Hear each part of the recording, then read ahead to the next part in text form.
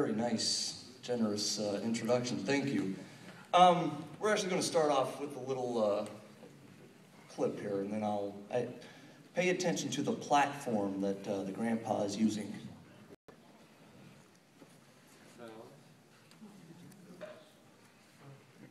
Technology. Volume.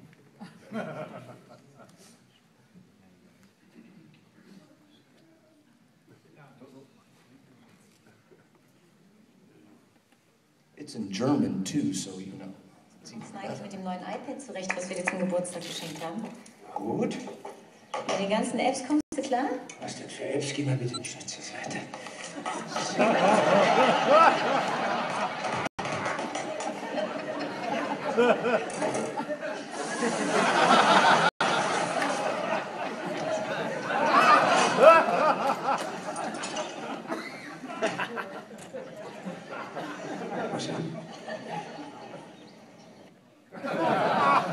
So, yeah, don't let your granddad play with your iPad. In all seriousness, my dad is 67 years old, and he just ordered himself an iPad, and I hope he doesn't end up using it as a cutting board. Let me tell you a little bit about my relationship with Apple. Jason read me back when I was writing for TheStreet.com, and I actually started with Jim Cramer back in 2000. And I was doing technology, telecom, oriented talks and writings, and eventually I did end up starting a technology hedge fund in October 2002, right when the NASDAQ stock market bottomed after crashing 75% from 2000. And to this day, I tell everybody it was the luckiest thing I ever did. I mean, the timing was perfect. 11 days later, the market bottomed and took off and doubled while I was managing money. And along there, March 2003, I was running a screen of stocks that were trading for less than the cash that they had in their, what I call their checking account. You can call it their balance sheet, but trying to speak to consumers at TheStreet.com, I would always explain it that, look, right now Apple has $8 per share in their checking account. And I can go buy one share of Apple at $7 per share. I get the company for free. If they earn anything from then on, I'll be paid. I bought Apple at $7, and I held it until I closed my hedge fund in October 2007, which happened to be the second luckiest timing I could have ever done, because, you know, we obviously popped and topped, and it got really ugly in 2008, and I happened to be talking about that stuff on TV and built my momentum because I was still talking about Apple, and of course, here Apple, I get to tell people, I bought Apple at $7 and sold it at 160, and I'm telling you, don't sell it, because the only reason I sold it is because I'm now on TV and I don't want to own stocks and be conflicted and all of that.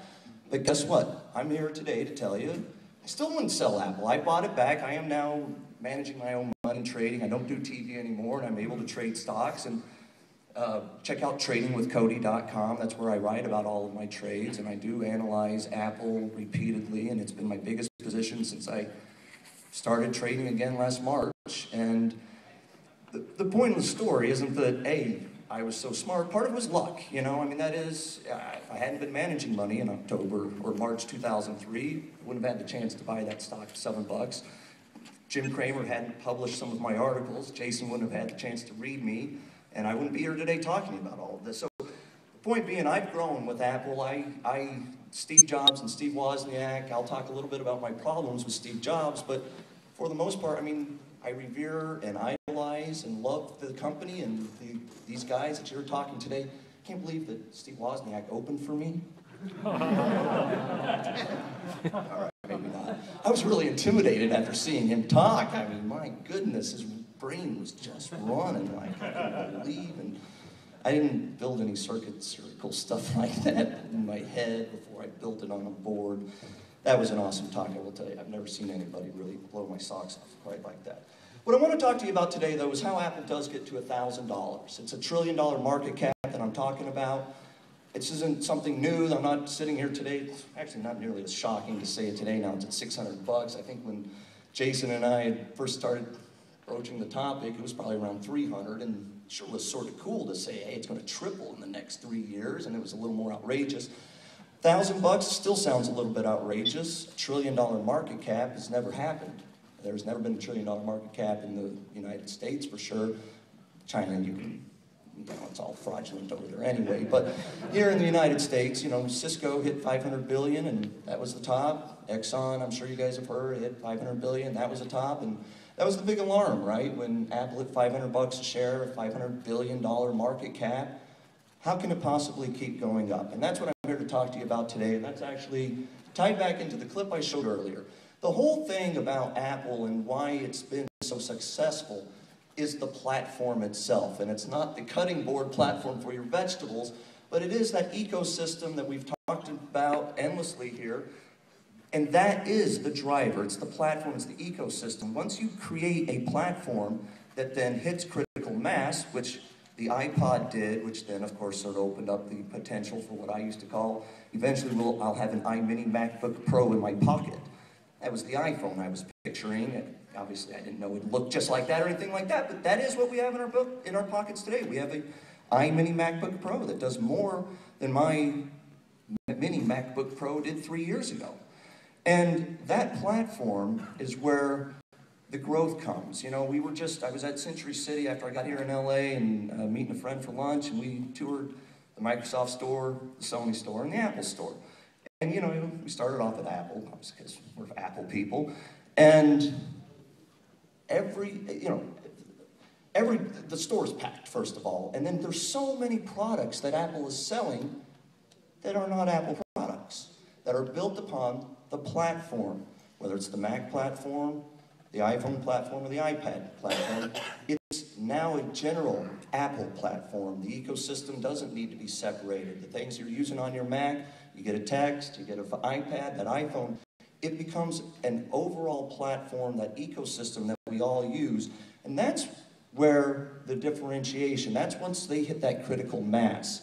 Once all of you are using iPhone and iOS and iPad and Mac, then guess what? The developers, we just heard them talking about the same concept. It's the positive feedback loop that happens once you get critical mass on either the consumer side or the developer side. Can't really differentiate the two. It becomes a positive feedback loop because the more consumers you get, the more developers you're going to get, the more consumers will come to your product.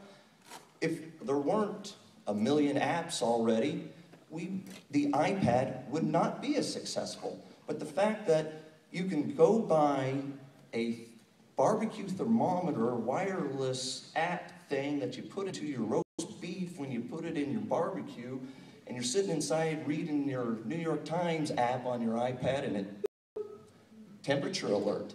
That is an application I never would have thought of, but it has been built upon that Apple platform. So by creating the platform that then hits critical mass, that then gets more developers and more users, it becomes unconquerable. It becomes something that can't be touched. It becomes something like that Wintel monopoly that you saw in the 80s and 90s that drove stocks like Dell and Microsoft up tens of thousands of percents. What ends up happening as you all start using more and more Apple ecosystem products, you are locked in then to Apple. You heard Steve Wozniak talk a little bit about how